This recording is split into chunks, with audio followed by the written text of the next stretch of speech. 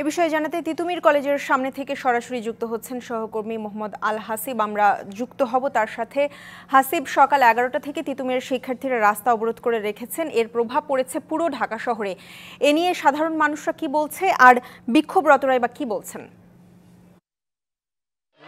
যেমনটি বলছিলেন, আসলে তিতুমির সরকারি কলেজ সেই সকাল 11টা থেকে কিন্তু আসলে তারা সড়ক অবরোধ করেছে। এই তিতুমির সরকারি কলেজের সামনের যে সড়কটি ছিল সেই সড়ক অবরোধ করে তাদের 7টি দফা দাবি নিয়ে তারা এখানে বসেছে।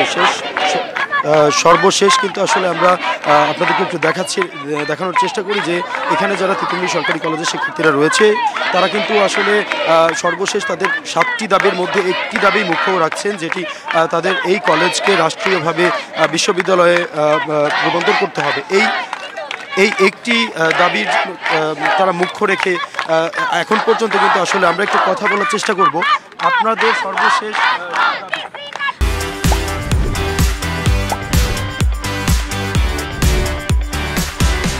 আমাদের সর্বশেষ দাবি বলতে সর্বপ্রথম থেকে আমাদের একটাই দাবি, আমাদের কলেজকে ভার্সিটিতে রূপান্তর করতে হবে। এখন পর্যন্ত আমরা সেই দাবিতে আছি।